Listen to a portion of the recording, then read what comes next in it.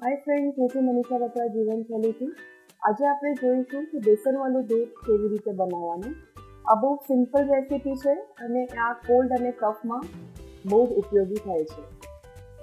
તો આપણે શીખીએ બેસનવાળું દૂધ. એના માટે આપણે જોઈશે 1 કપ દૂધ,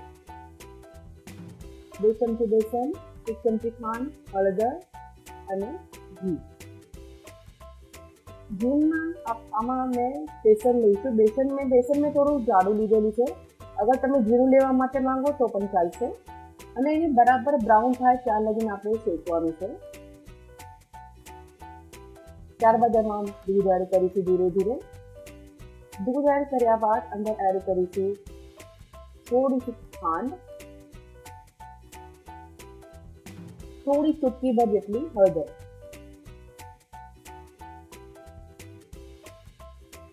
અને હવે એને 5 મિનિટ સુધી એને બોઇલ થવા દઈશું, તો જેના કારણે જે ખાંડ જે છે એ પણ બરાબર પાકી જાય અને હળદર પણ પાકી જાય.